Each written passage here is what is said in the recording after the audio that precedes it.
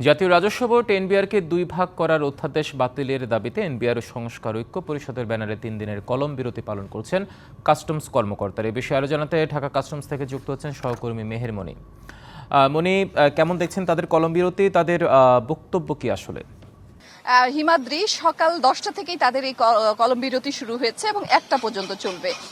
এই কলম বিরতির ফলে যেটি হচ্ছে যে এই যে কাস্টমসে যে পণ্যগুলো আপনি আমদানি ইম্পোর্টের জন্য যে পণ্যগুলো আপনি ছাড় করবেন বা আপনি যে কাগজপত্র জমা দিবেন সেগুলোর আসলে কার্যক্রম স্থবির হয়ে গেছে সকাল থেকে। ফলে অনেকে এখানে ভোগান্তিতে পড়েছে। আপনি জানেন যে এটি একটি অত্যন্ত জনপূর্ণ জায়গা, মানে এখানে বহু মানুষ আসে তাদের প্রতিদিনের যে আমদানির কাজগুলো এগুলো সম্পন্ন করতে, কিন্তু এই জায়গাটি আজকে দেখছেন কেমন ফাঁকা।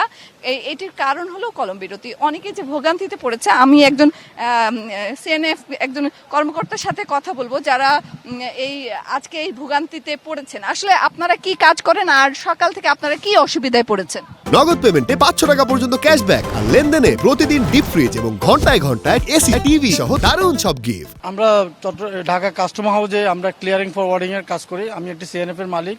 আমরা পানি সম্পদ অধিদপ্তরের অধীনে যেসব বিদেশি বিনিয়োগকারী এবং দেশীয় প্রতিষ্ঠানের যে মুরগির বাচ্চাগুলো বিদেশ থেকে আসে সেগুলো আমরা এখান থেকে ডেলিভারি নিই। কিন্তু আজকে কাস্টমসের যে জাতীয় রাজস্ব বোর্ডের এই কলম বিরতির কারণে আমাদের এই কার্যক্রম স্থগিত।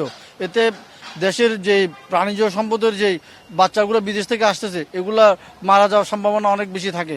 আমরা সরকারের কাছে অনুরোধ করব আমাদের এই প্রাণীজ পণ্যগুলো যেন দ্রুত খালাস করার জন্য এবং কাস্টম কর্মকর্তাদের সাথে বসে এটা একটি সমাধান করার জন্য উদাত্ত আহ্বান জানাচ্ছি। ধন্যবাদ আপনাকে।